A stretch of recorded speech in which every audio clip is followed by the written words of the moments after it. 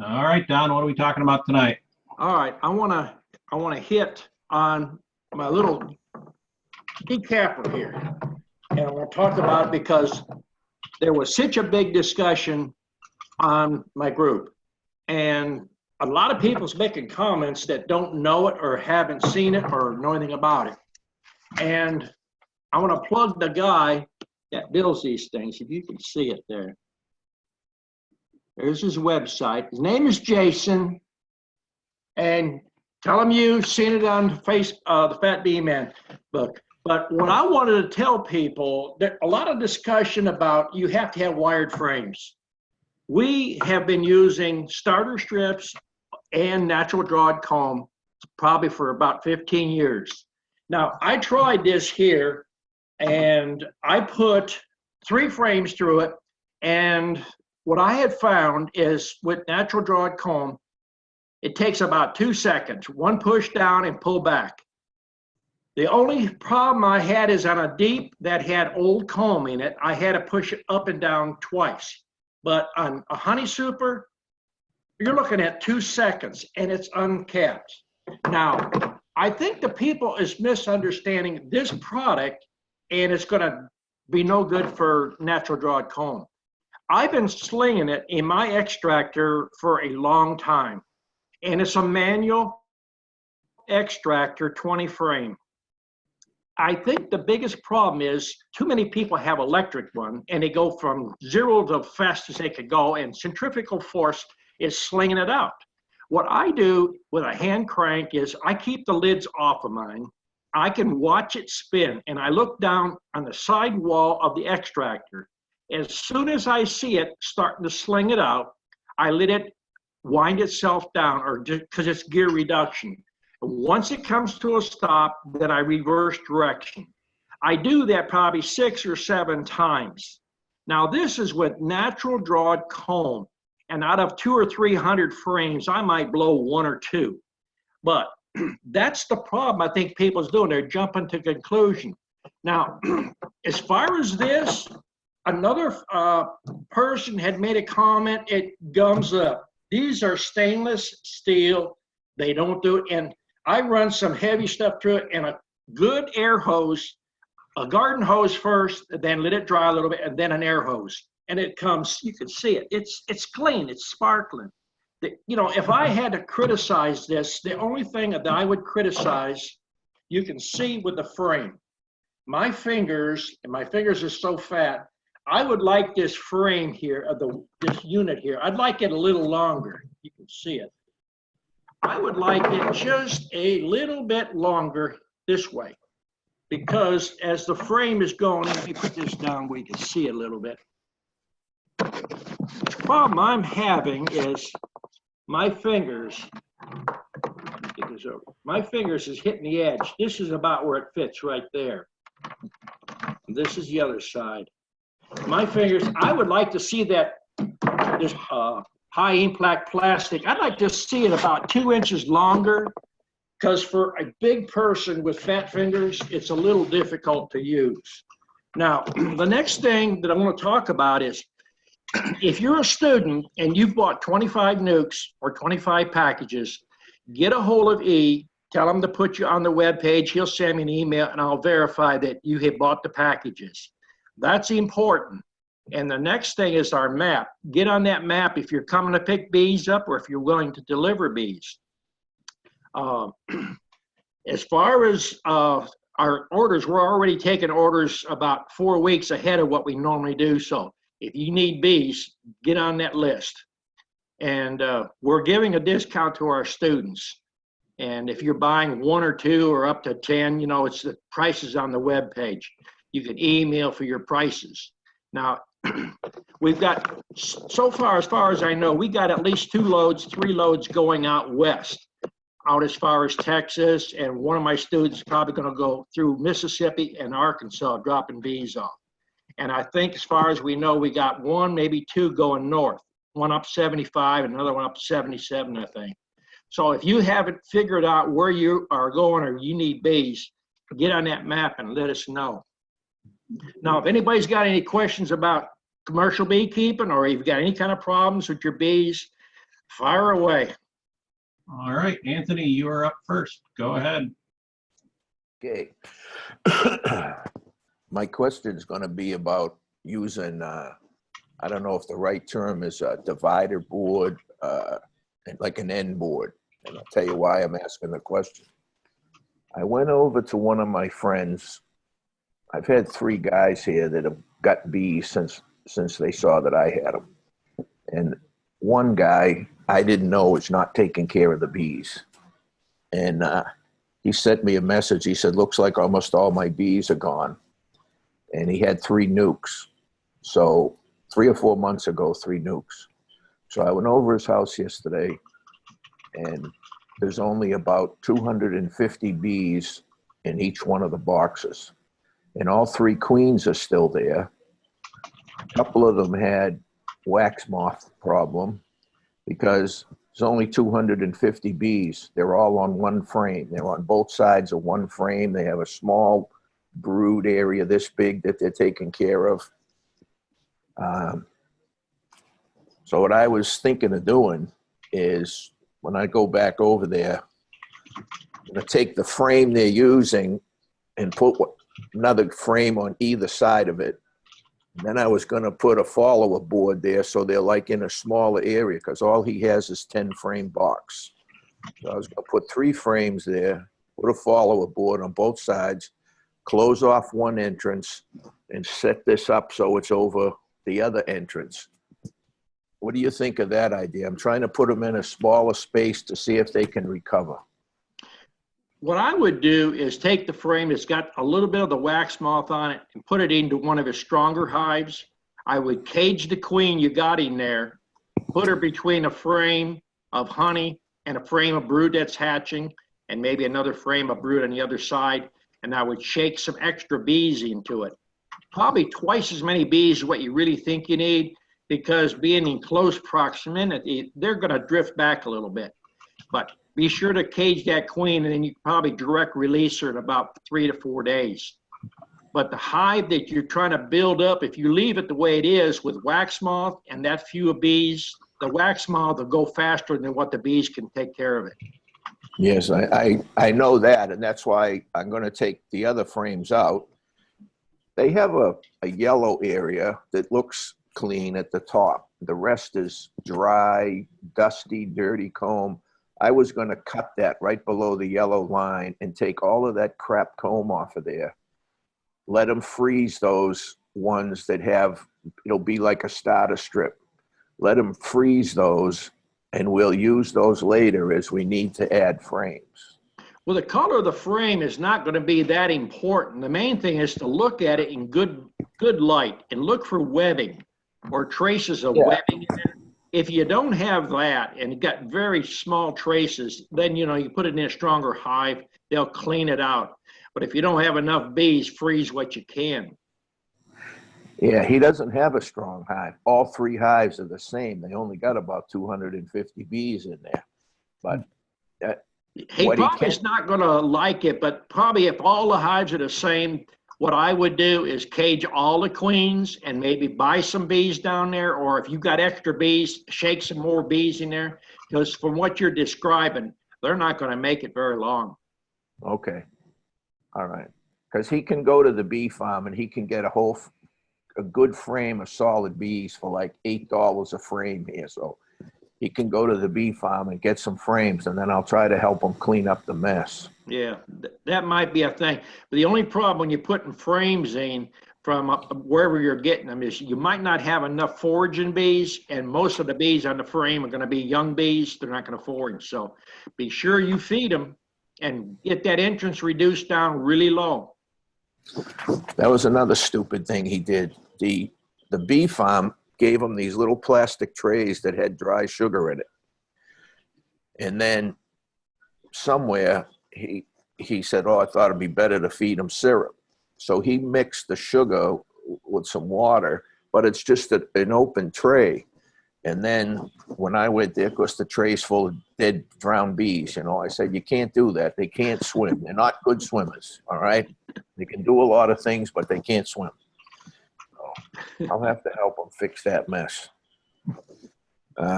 That's all I had for now. Let someone else ask a question. Okay. Paul, you're up next. Go ahead. Don, on that uncapper with the rollers, if you're running 9 frames in a 10-frame box and you're putting those thick frames of honey through there, what is that, spring loaded? Actually, if you can see this here, I don't want to cut myself, but you see, you can pull it apart. It's Okay. got a real big, it looks like a big O-ring. And no matter how wide, actually, if you've got a 10 frame with 9 frames in the honey box or an 8 frame with 7, even 6, as long as you can push it down, it's going to pull the caps off. It's just going to have more honey come out of it. Now, one thing I might say about this, there's a lot of people putting a lot of stuff on the page, on my group page, a heat gun and everything else. This, in my opinion, you'll have better wax and you won't have no discoloration, especially if you're going to use it for cosmetic purposes. Heat gun is going to discolor it a little bit. It could give it an off color, off tasting, if you could use it. But this here is actually a really good unit. I would tweak it myself on this thing here, but for an average person going out there, you could probably knock out 100 frames in probably less than an hour, depending on the size of the extractor you got. But the whole problem people's having is that the extractor is not with that unit there. You can uncap with a knife. I did a video on YouTube.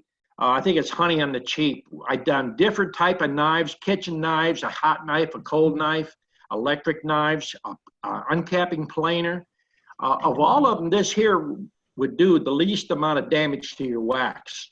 But it's an investment. So those rollers then, they follow the side rails? Right. All right. It does a good job. It's fast. I was surprised how fast you push it down. If you can push them fast, let's say you had a 60 or 120 frame extractor, I believe you could load it in 10 minutes. It's faster than standing a frame up. See, the one I got in the back there, you have to stand it up like this, and then you cut up one side and you turn it around and cut the other side. Well, even if you're fast and got a strong wrist with an uncapping knife, you're looking at about 4 to 10 seconds minimum if you're fast.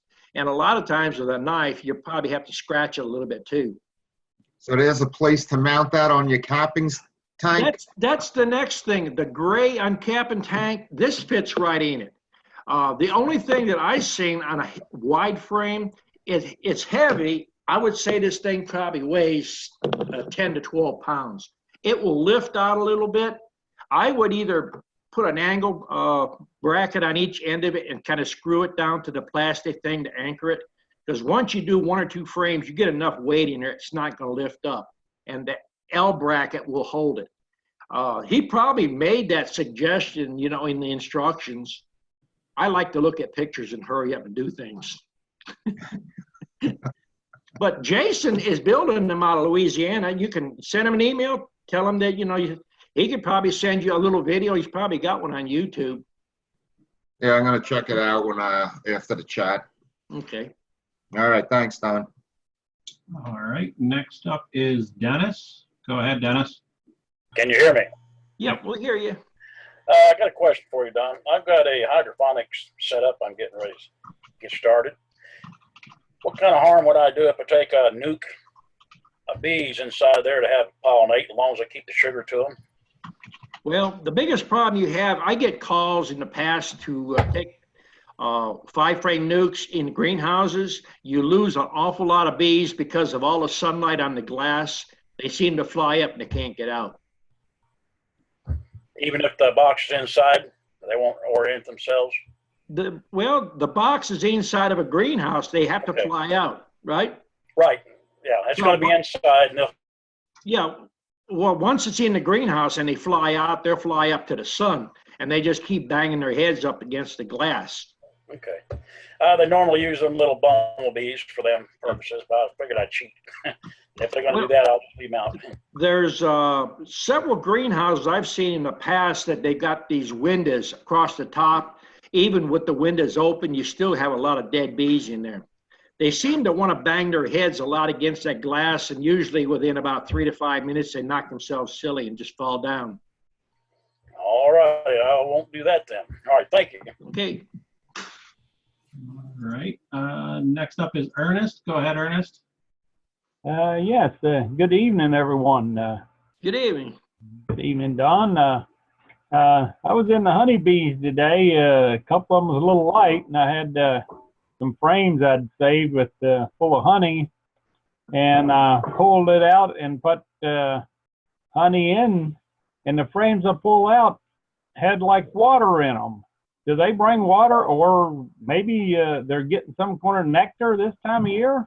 It's possible they could have got something. You know, we've had some really down cold, like 12 to 17. And I went out the next day, and about an hour later, you know, after sunrise, there's dandelions here blooming. I mean, there's stuff blooming. I looked in some of my hives. There's still some honey that's uncapped. It looks watery. Well, this I could shake it out. You know, it's just like water. Well, if you don't have enough bees on it, it could be uncapped honey that's, you know, pulling moisture from the air. When it does that, it'll start to run out.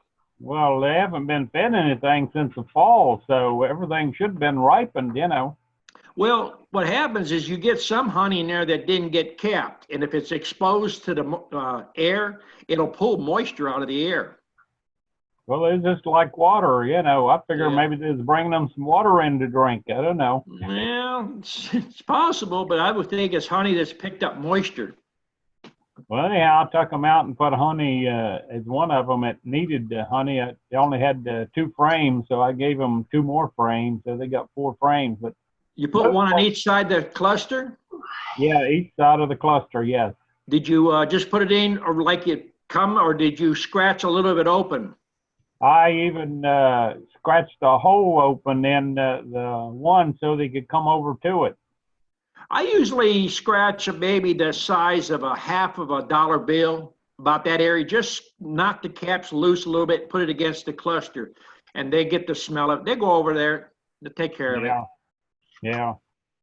So all 28 hives still living. So I Good did sign.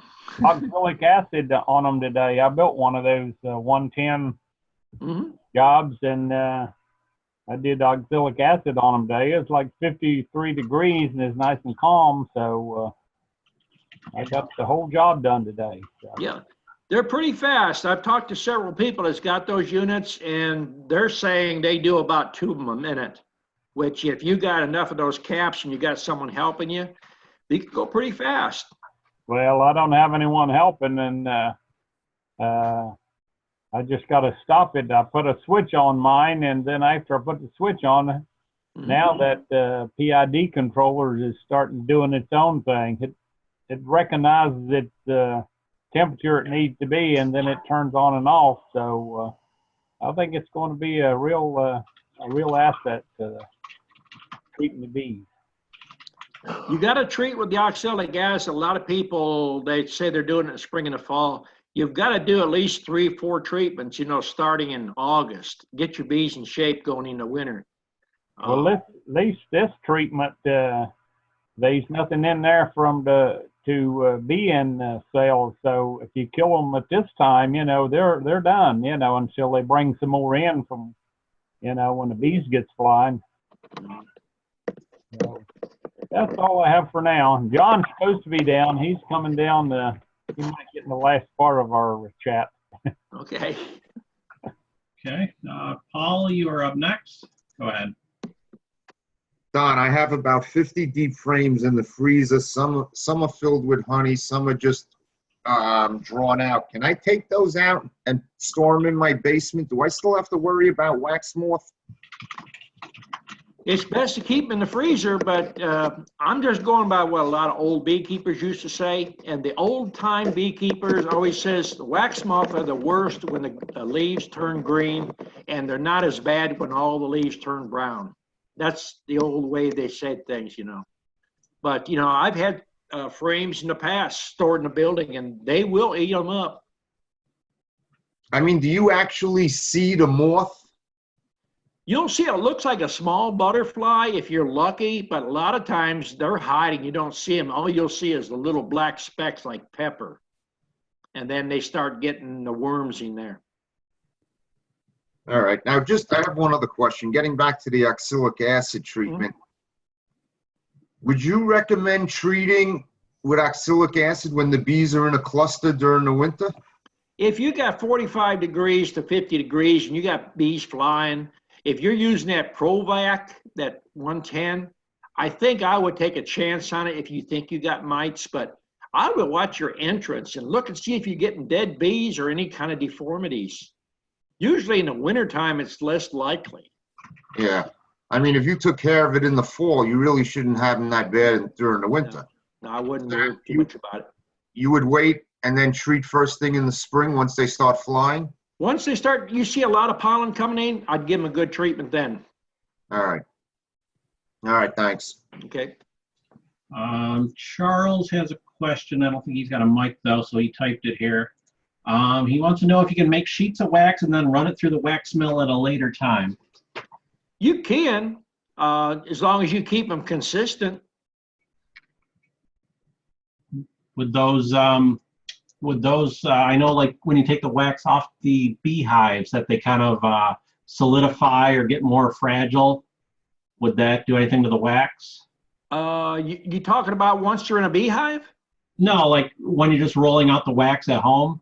Like Oh yeah, when you roll a wax, well, he's not going to roll it. Basically, he's going to do a dipping board. That's probably what he's going to do. He's going to dip sheets and stack them up. I've had students bring some here like that. What you have to do is get like a big Rubbermaid container, get you some water that's really hot, probably about close to 100 degrees, where it's just good and warm to your hand, and put them in there, let them sit for probably 3 to 5 minutes, and then run them through the mill. Okay.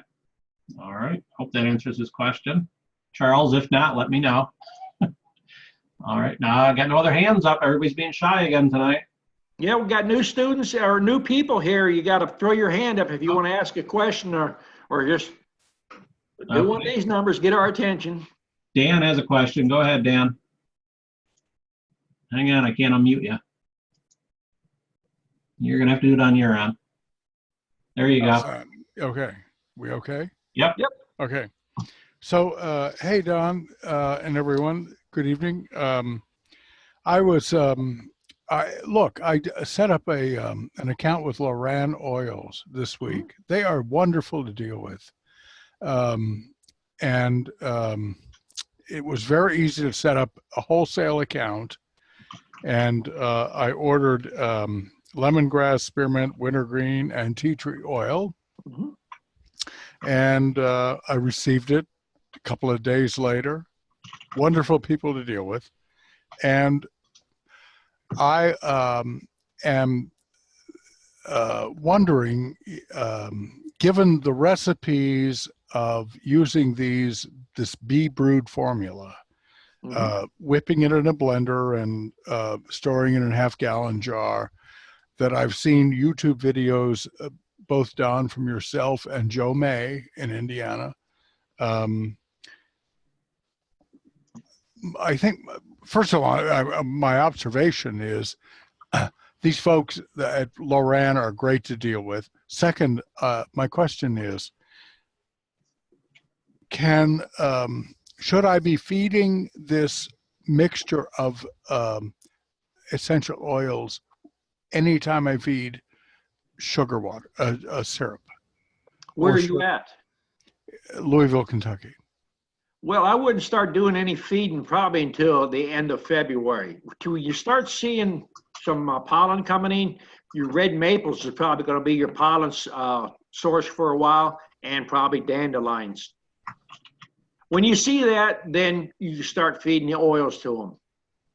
Okay. And when should I stop feeding the oils? When you get tired of making bees and bee boxes.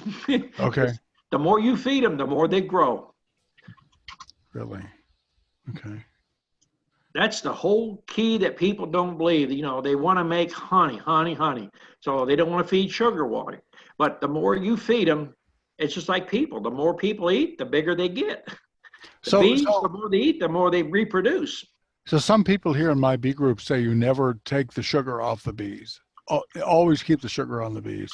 If they take it, they take it. If they don't take it, they don't take it, and so forth. And I'm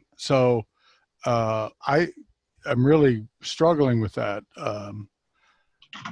I'd like to keep feeding them. I mean, and if they don't take it, they don't take it. But what do you think about that?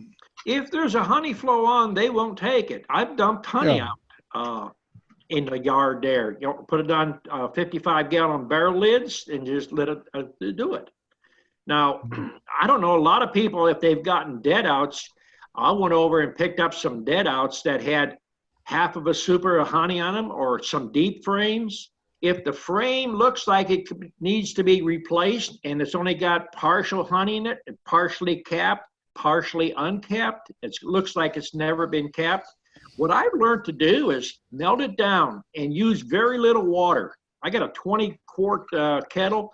I put about 2 cups of water in the bottom and get it boiling, and I start putting my wax in there a little at a time until you start building volume up. And keep it to where you just barely are boiling and the wax melts, and then put it through a strainer. And then the wax will harden on the top of it. Now, it's not good to eat, but if you got uncapped honey that might be at the point of fermenting, or even it started to ferment, by boiling it just a little bit, it'll boil off the alcohol. It'll kill the yeast that's in the honey. It's good for bee feed, but it ain't good to eat. Now, you could take pure honey out of a super that's partially and do the same thing now. It will taste like honey, but don't have the good taste to it. I'm doing it basically for bee feed. I got buckets downstairs right now that I'm getting ready for spring.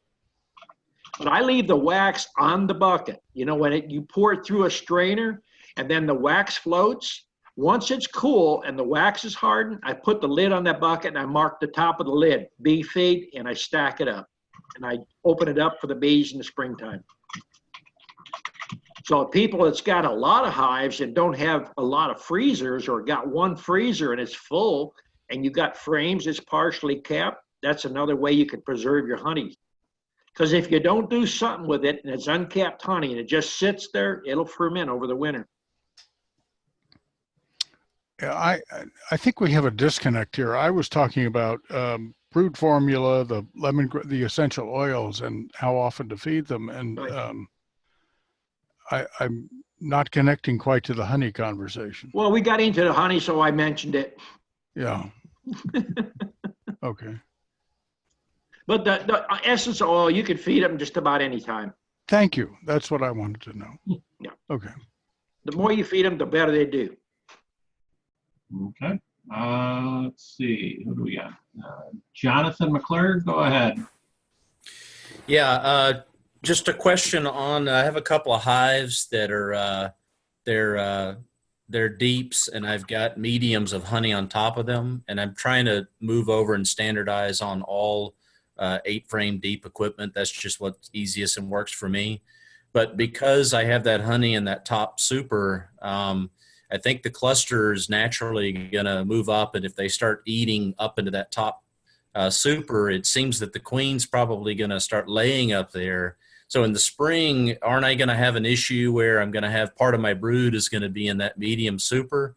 And if so, normally I think I would rotate it and put it on the bottom. But how do I get out of that where I can, move the brood out of the medium super and get back into all deeps? Well, if you got brood in medium super, you could take a medium super or a medium frame and put it in a deep 5-frame box and put, 4 deep frames, 2 on each side, and they'll draw from that bottom bar. See, this is your bottom bar right here. They'll draw from here and fill it down to the bottom board. I mean, it ain't going to be nothing. It ain't as pretty, but it's still usable. But if you got a medium on top of a deep, what you want to do is reverse them. As soon as the weather warms up enough, take the medium, put it on the bottom board, take your deep, put it on top of that. And then when they move out of that, I can just do whatever I want to with the empty medium. Yeah. But, it's good for to go all one size, but eventually someone's going to want to buy mediums from you. I Right. run all deeps when I was younger, and it'll get to your back. So mediums have a place. Yeah. Okay. Thank you. Mhm. Okay. Patricia, you are up. Hello, everybody. Sorry about that. Dogs are barking. I'm getting antsy. We had 45, 50-degree weather today and saw a couple of bees flying, which is always good. But how do you know when you're ready to start making splits and getting ready for spring? Well, if you got some pollen coming in now, and you know where you're at, I wouldn't try to do any splitting and stuff for at least till the middle to the third week in February at the very earliest. But if you're wanting to do splits and stuff, what I would do is get him in a single and put the feed to them. Because as soon as they get crowded, they're going to start making cells. That's your easiest way to do it. Okay. But you're going to have to do something with the extra frames. So wait till you have some cells, or extract them, put them in the freezer. You look like you had enough boxes there where you could use it to put it on one or the other. Oh, yeah. Yeah. I just got to figure out is there like a marker that you see in the hive that lets you know that you can start making splits? Well, that's what I've done a lot of them videos on, but I guess maybe I talk too fast. One of the earliest markers of bees that are getting ready for swarming is they start to make drone comb. If you got all worker comb in there, they'll actually start cutting some of it down and making drone comb. And when they make the drone comb, that's usually 3 to 4 weeks out is when they're getting ready to swarm. Okay.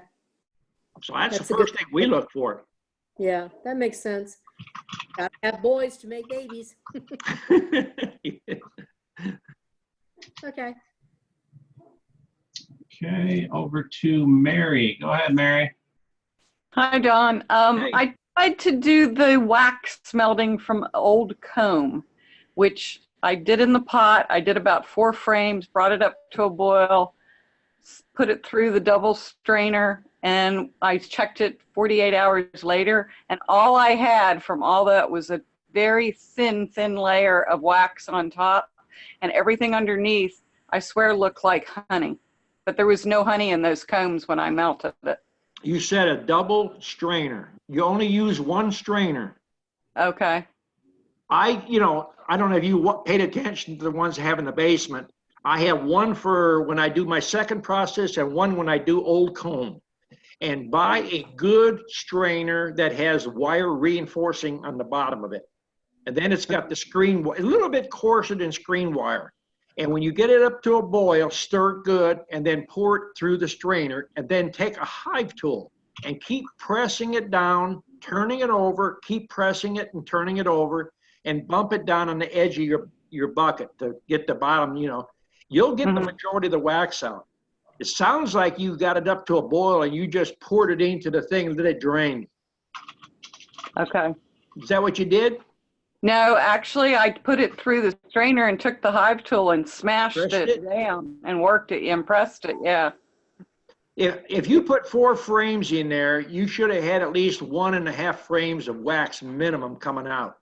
Yeah, and I didn't get that. Usually you put 1 sheet of wax in a hive, you get 2.5 back. Okay. Back to the drawing board. Well, I mean, there's a lot of things that look so simple that it's some little detail. When you come down, we'll do some wax and I show you. Most of the time, you've seen my buckets. I use those 2.5 gallon buckets. And when I put 4 frames in there, and very seldom will I use 5, but 4 frames usually gives you a 1/2 inch of wax, a good yellow sheet, heavy thing of wax on the top. You might have a little bit of dirt on the bottom. Okay, well, I'll keep trying. You got Thank a big you. enough pot and enough water. Oh yes, I've got it's a big pot. Big 20 quart? Yes. Okay. Yep. You should have, see, my pitcher's 2 quarts, so I got a 1.5 gallons, 1 3/4 gallons of water in that pot, in that big kettle. That was about what fit in there. Okay. All right. Sounds like you're not, maybe just not pressing it.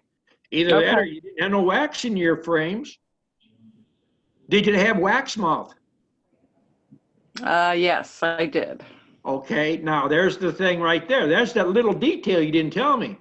If Okay. you got a lot of cocoons in there, wax webbing, you need to pull as much of that out as you can. Because if you try to melt it in wax, what it does is it acts like a sponge. It sucks all the wax into that webbing, and you won't get much out. Okay, that might have been what happened then. Yep. Because details, it's all in the Yes, detail. yes.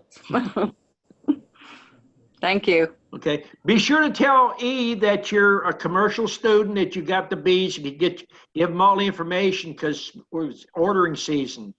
Okay. Yep. Send me a message on Facebook if you can, or email me. All right. Okay. All right. Over to Paul again. Go ahead, Paul. Don, I'm running 2 double deeps and a medium super for the over winter. Now, in the spring, chances are the queen's going to be up top. Do I just reverse that and put the super on the bottom, or? You can. I don't run my hives that high. Even when I lived in Ohio, I never run them that high. Because if you live in a northern part of the country, heat rises. If you got a 2-story house and you're not using the rooms upstairs, everybody's going to block the heat registers off to hold the heat down. And by pulling that super off and replacing it with a hive top feeder, that holds the heat down, and you have the option, if they do get light on their stores, you can feed honey back to them. They will Even during the winter? do what? Even during the winter? Yes, because for every box that you have on there, they have to eat more honey in order to create more heat. The more the area, the more they have to eat to create more heat. It's like having your windows open, heat's escaping. It's little details. But now, if the queen is up in the super in the spring and I reverse that, I put that on the bottom, how long do you leave that down there? You can leave it down there all the time. There's people that run supers on the bottom, and once they use that for honey, then they use it for the brood. Yeah, but then I'm going to use my super. Then the comb is going to get darker from the brood being in there. I really don't want to use it as a brood box. Well, you can always pull that comb out and melt it down and put new wax in. Yeah. You're gonna get more boxes. No one has just 1 or 2. The more you get, the more you need.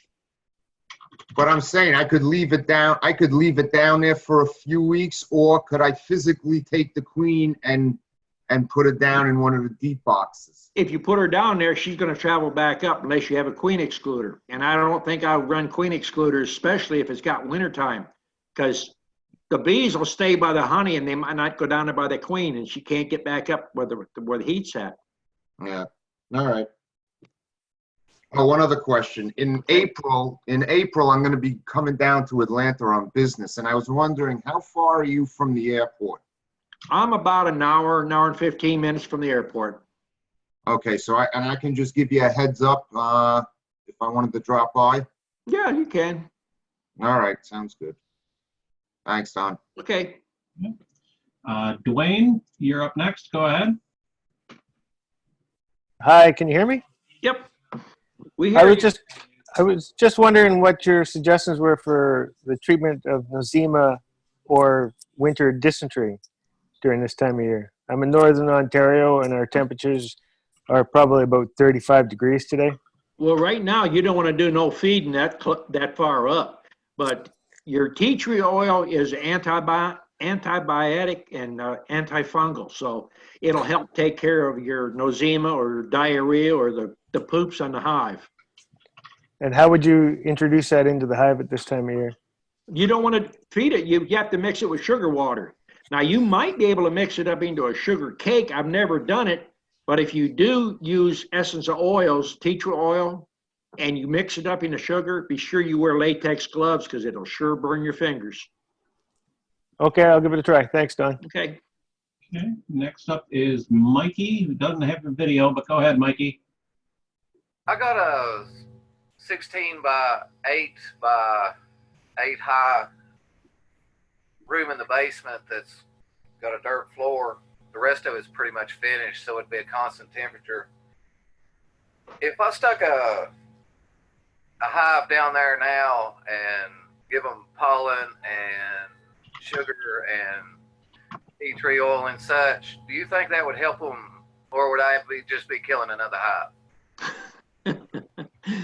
Putting bees inside where they can't adapt to the weather, they have to go through cold weather and they have to fly out to relieve themselves. Now, there's a lot of people that's done it, tried it. Jeff has done it up there and close to the Canadian border now. He probably has more of an expert opinion on that than I would. Okay. But they'd have room to get out and unload groceries. I figured I'd just keep them down there until it got, say, 50 degrees at night.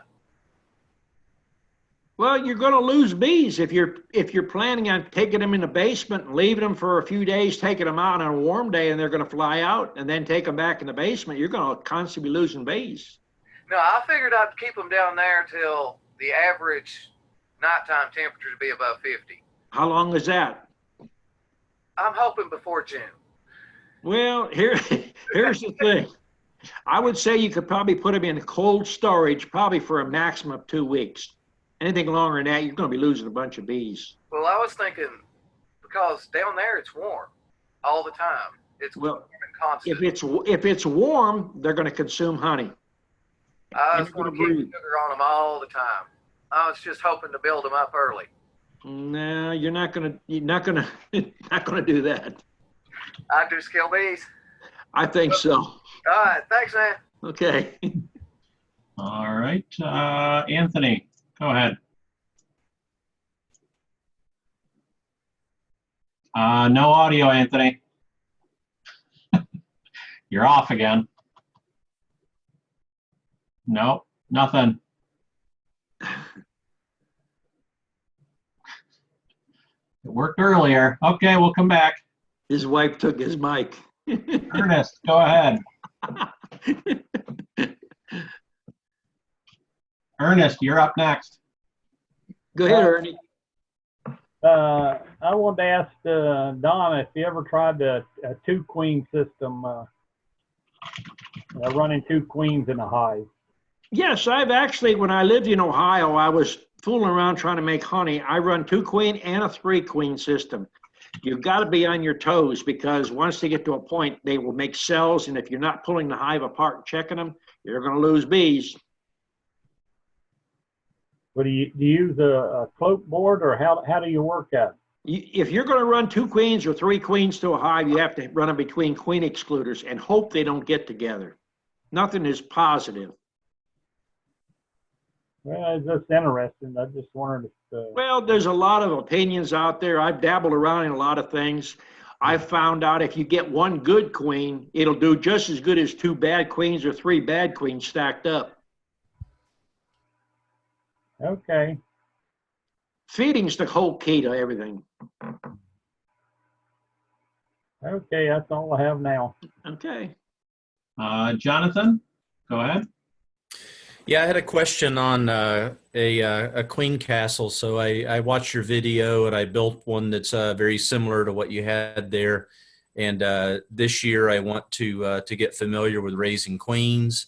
And I think I understand the general principle of, I need to, in this case, I have the compartments are 2 frames. So I know I need a frame of young eggs and then also the other frame of, or at least between the 2 of them, plenty of pollen and plenty of honey. My question is, should I also have capped brood, and should I shake bees in there? Or what else should I do other than just the 2 frames? What are you basically trying to do? Just make some queens? Make some queens and splits. So I did walkaway splits last year, and so this year I want to make queens. Well, walkaway splits, you're losing 5 weeks, 6 weeks there. What a queen castle is ideally for is if you're running a hive and you have a queen cell in there, and you just drop that frame with the queen cell in the queen castle. It's also good if people's running plastic and they've got 5 or 6 queen cells on there. You can't cut it out. I mean, you'd have to be a surgeon and really be good at it. It's good for that. You can drop 4 frames. If you get one 10-frame hive, it's got 3 frames, it's got cells, you can put 1 frame in each one. Put a screen over each opening and leave them. There's more than enough bees there. You don't have to add none. Now, once you transfer them, if they're ripe cells, check them every day, because when the first queen hatches, pick her off that frame. Because if you have extra queen cells that's not hatched, you can take that, put it into another compartment or put it into another section.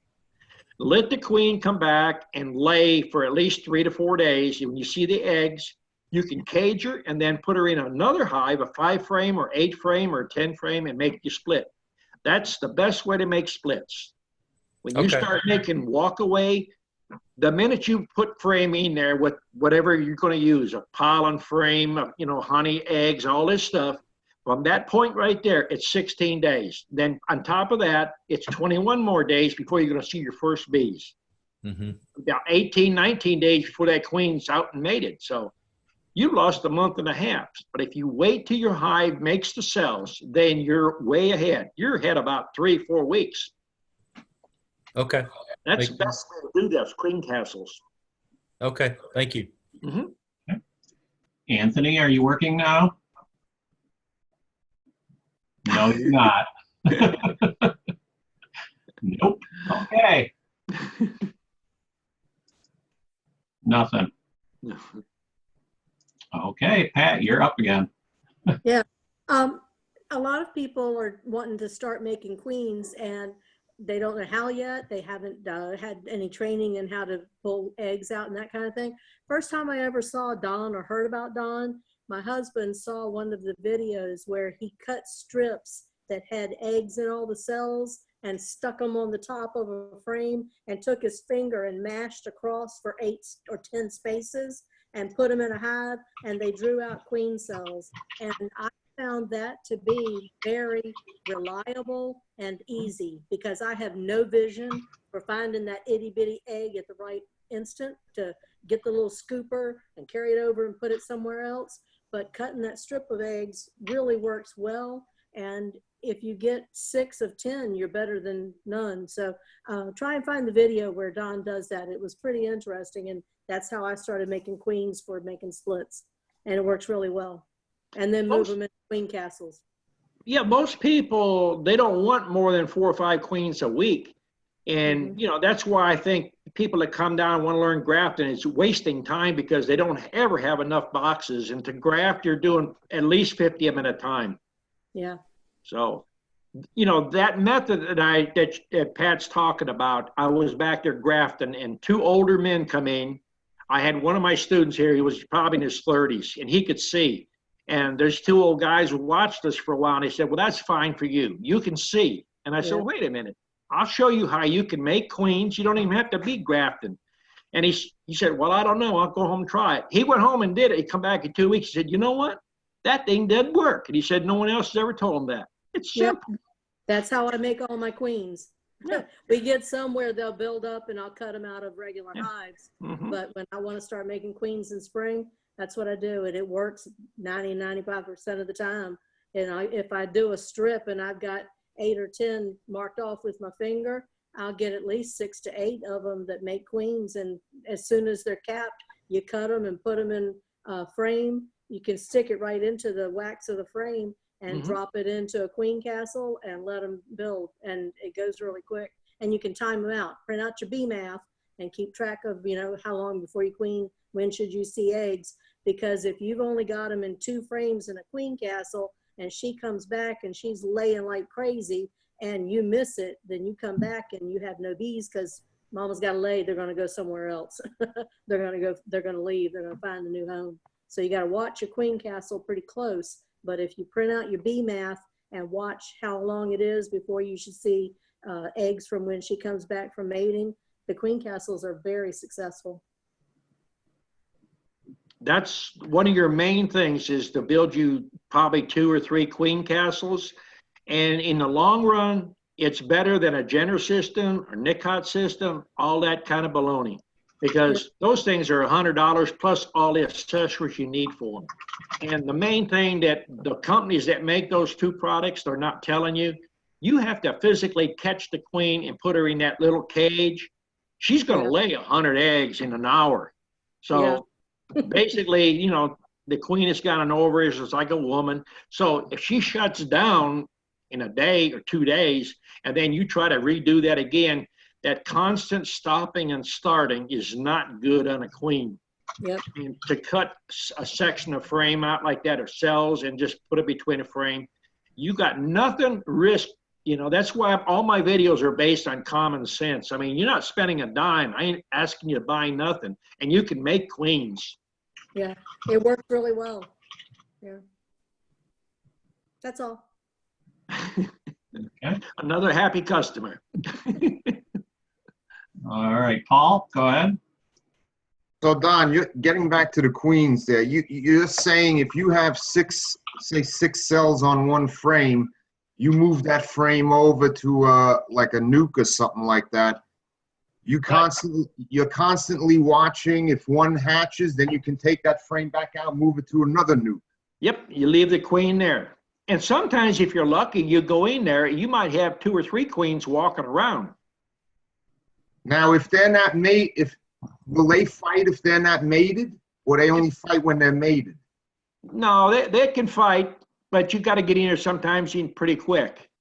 You know, that's why a lot of people that come here don't understand. I'm in and out of boxes so quick.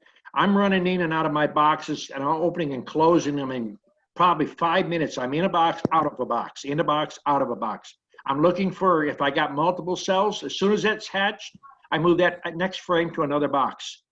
That's how you make a lot. Or you have to cut them. Cutting is an easy option, but moving a frame to me is quicker. I can move frames around faster. I can get the knife out and cut them and walk from one box to another. That's why you need a system to identify your boxes where you need those queen cells. Because if you got 50 boxes out there, you can't cut a queen cell out. Walk around with your head looking this way and that way, looking for a place to put it. You got to know where you're going to put it. All right, yeah, because everything I do is simple there. Well, the thing is, next week I'm picking up 10 more hives, and I don't want to pay for 10 more packages of bees when I can do splits in the spring. Well, if you're picking up 10 hives of bees, you better make sure you got a good queen in there and where they come from. No, not 10 hives with bees, just 10 empty hives. Oh, 10 empty boxes. Exactly. Oh, okay. So it won't take long to fill them. Yeah. So you think I'll do okay if I try to make splits in the spring right away, or because I don't want to buy 10 packages of bees to fill those hives? If you've listened to the students that I've had here, they'll tell you they put packages in, turn around and split them things in the first month, made 4 or 5 more splits out of them.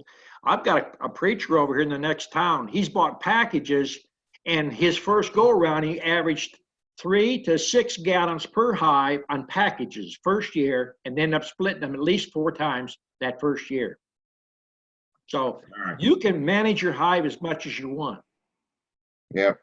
That's why in my bee yard, you won't see me stacking hives more than a box or 2 high, because it takes time. If you have to move all them boxes to go get your brood to move cells around, you're spending all your time just lifting and moving boxes.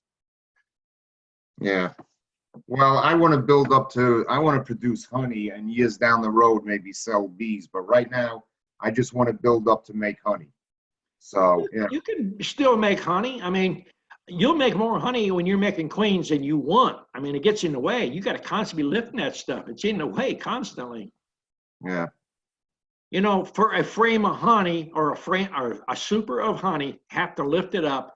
You could be making $200 to $300 in queens. So why would you want to bust your back lifting it up and, you know, all that other stuff? You got to buy jars. You got liability of selling honey. Yeah. That's number one thing people don't understand getting the bees. Selling honey, carry insurance. It's a food product. You could be sued. Yeah. All right. Thanks. Okay. All right, we're going to try Anthony one more time here. We think we got it working. Okay. Okay. All right. Hey, there's a guy named Miles Kirstein. I guess he couldn't get into chat tonight. He sent me a question in Messenger, and he wants to ask Dawn, what do you think about this latest thing people are talking about with lithium chloride? Well, there's a lot of things come out all the time. I've tried a few things. One of the things I found to be non-productive is the Everclear and oxalic acid. I think that to me was a total waste of time. I actually backed up in time and losses. The oxalic acid in the vaporizer has been a #1 killer. It's 100%. Going with this Provac, I believe it's going to be a time saver to do a lot more hives. The oxalic acid's been around for a long time. There's a lot of people coming up with a lot of stuff. I teach a lot of stuff. People that don't want to put chemicals in, they'll start with powdered sugar. They'll work their way up to essential oils. From there, they'll do brood breaks. I mean, there's another product out right now, and I'll probably have it on the next chat. It's where they're using thermal heat to kill mites. For a person who does not want to put any chemicals of any kind, this is a unit you plug into the hive. You mount the electrodes on top of the frame.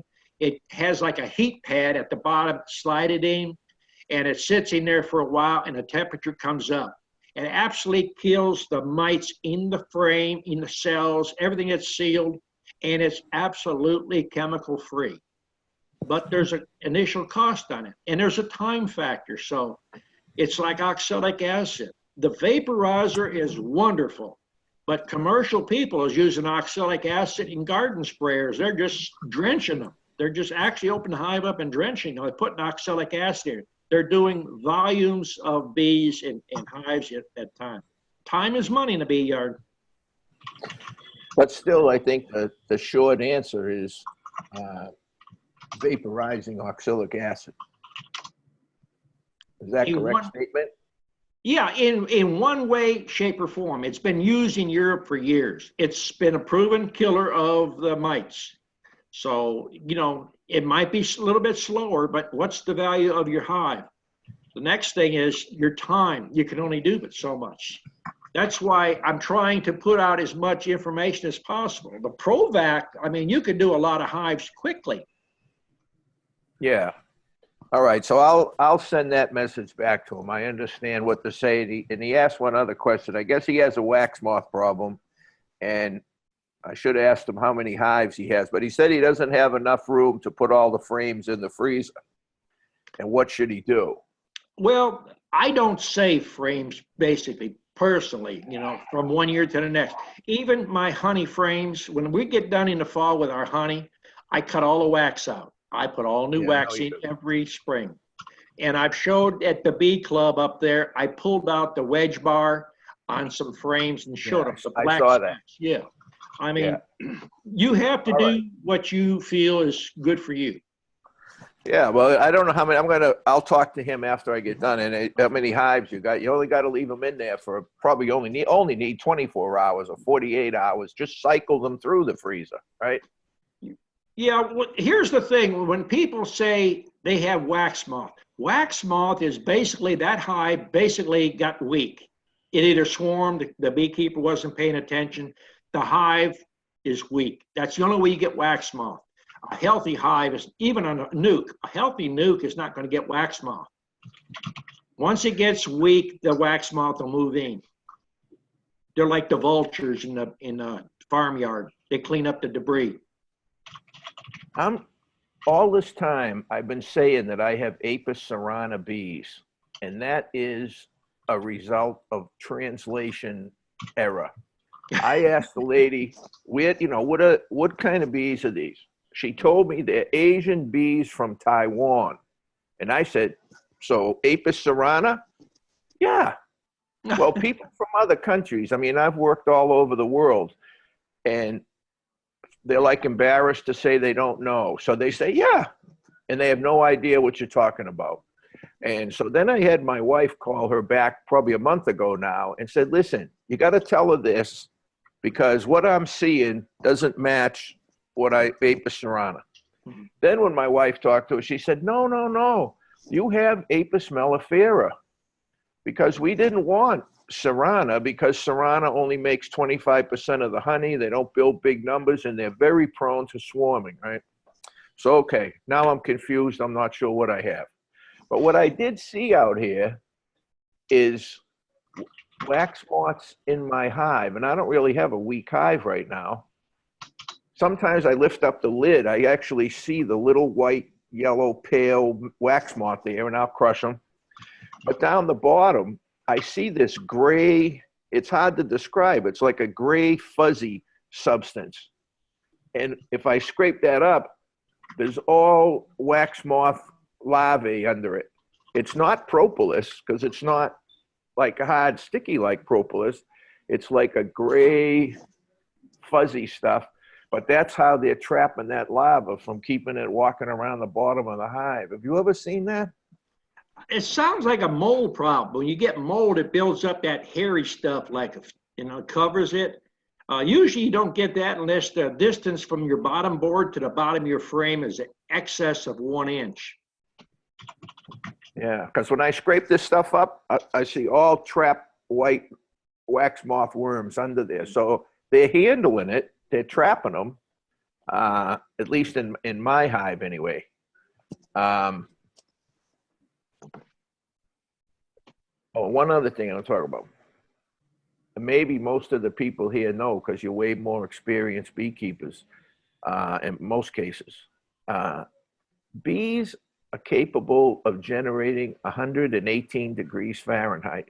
They're masters of thermal regulation.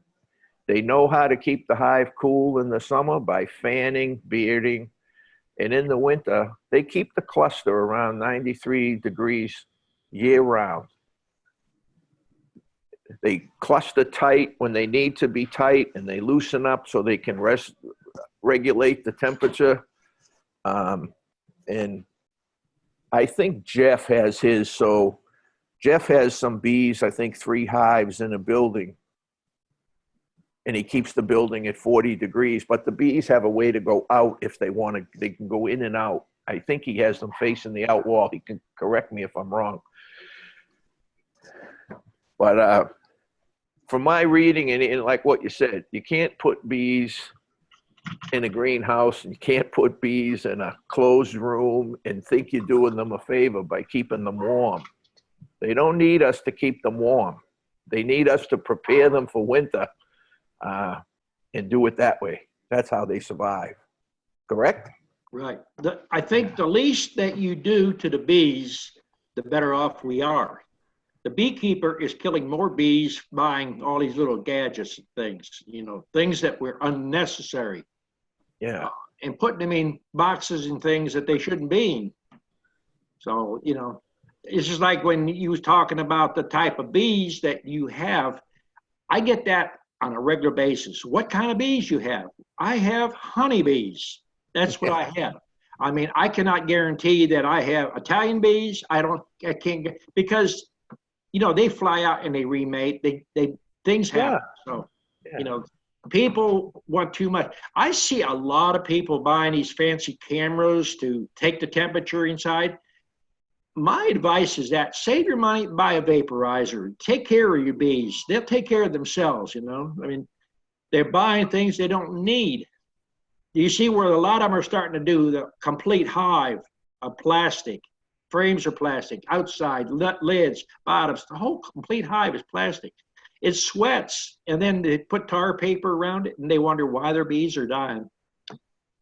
Yeah, and I posted a thing on that, and you know, a lot of people are getting on the fad of buying a FLIR camera. And if you want to know the temperature and humidity in the hive, you can do it for $11. There's a guy, Steve Adell, that's on a lot of these groups. It's a little thing like this, and it's a digital readout, and it's got remote probes that you just put down in between the frames or on top of the frame, and you can just walk up to it and you can get the temperature inside the hive and the relative humidity, and they cost $11 a piece on Amazon if you want to know that information. All right, we get information overloads people, though. Yeah, I understand. I understand. All right, we're getting past 9, so I'm gonna stop so Pat can go. Go ahead. Okay, Pat, you're up.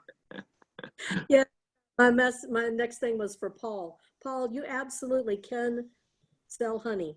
I sell nukes in the spring, I get ready for nectar flow. I know when nectar flow is in my area. I put my honey supers on. When my honey supers are done, I pull them off. I sell bees again. I put my honey supers back on we have two flows here. We have spring honey and then we have cotton honey. But you have to know when nectar flow starts for your area. Your state apiary guy will know that if you're not sure when. But we'll start probably, for us here, we start when the maples start budding out and blooming. That's when we start looking in the hive.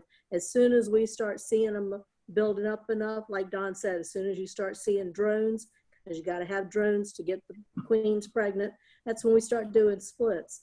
But I am feeding them. I am in there every other week, seeing what's going on, how fast they're building up.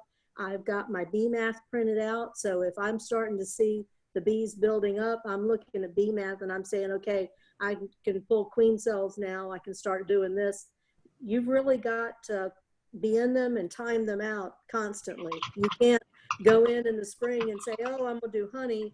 Well, now I think I'll sell some leftover bees, because you're building your reputation too. And so when my nuke list is almost full and I only opened it last week. So I'm not bragging about that. I'm just explaining that it's a process. You've got to really start taking notes, write down what time of the year your stuff starts. So next year, you know when you need to start getting ready. We'll get our honey supers out in a couple of weeks and start airing them out, because I store mine with moth crystals. And we'll air them out and get them ready so that when nectar flow starts, I'm starting my honey super. My first honey super is on about a week before nectar flow normally starts here.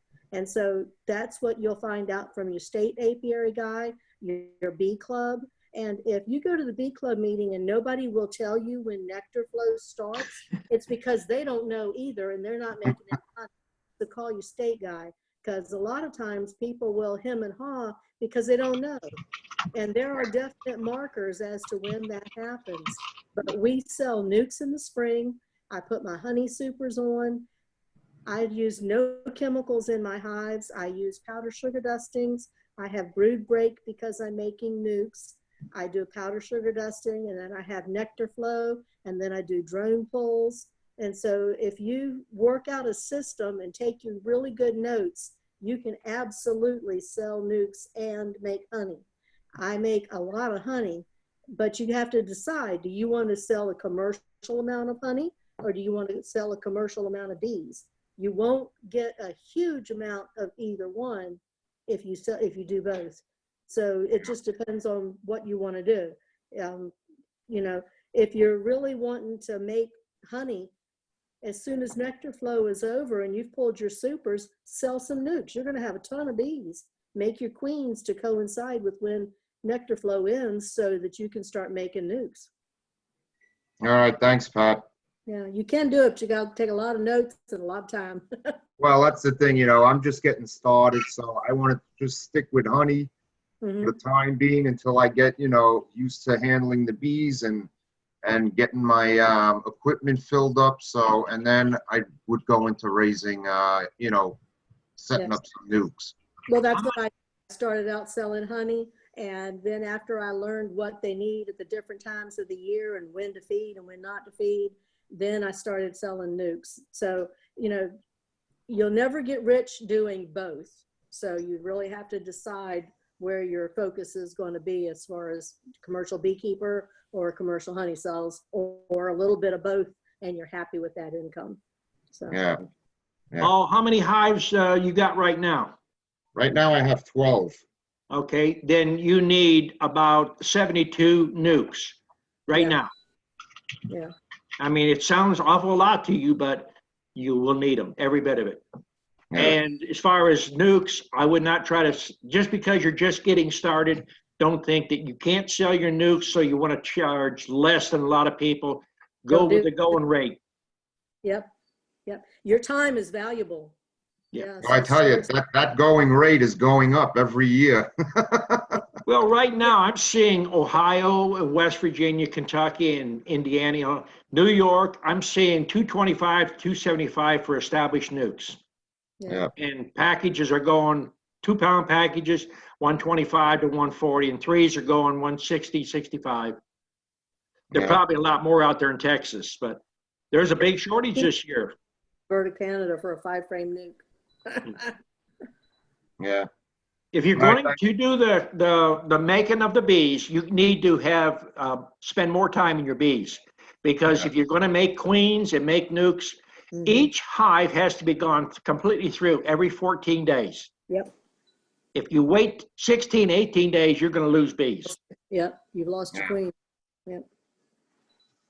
All right, good to know. Good info. Thank you. Got time for one more question. Dan Pratt, go ahead. Nope, you're still muted. I can't do it. You got something locked. There, how's that? Yep, go ahead. Okay. Interested in nuke prices. I live in Kentucky, but I've got a partner in Texas. What do prices look like in Texas and Florida and maybe South Georgia? Well, Jim, for DreamWorks, he's getting $350 for his nukes out there. Florida is kind of flooded. You can buy nukes in Florida probably for about 125 to 145.50 in there. Bees coming out of California off the almonds are usually dirt cheap because they got a bunch of fungicides on there. Yeah. Okay. Thanks. Thank you. You want to give me any prices, Jim? What Texas is going for? Go ahead, Jim. You're up next anyways. Right, 250, 275, 5 frames. You bring your own box. I can get, well, a competitor to get $660 for 10-frame box ready to go. 150 for packages. Did anybody hear him? No, it was hard, but I'd love to know the prices in Texas of nukes. Yeah, Jim, you're breaking up really bad.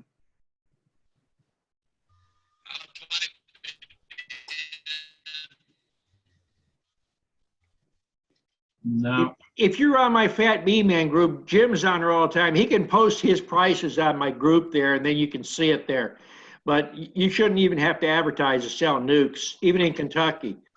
You should be able to get at least $150 for a nuke in Kentucky right now. But I wouldn't be selling for 150. 225. Yeah. Mhm. Okay. Then that will call it for tonight. Thank you, Don. Thank you, everyone. We'll see you in 2 weeks. All right. We'll see you in a week, 2 weeks. Thanks, everyone. Thanks for participating today. Thank you, everyone. Take care.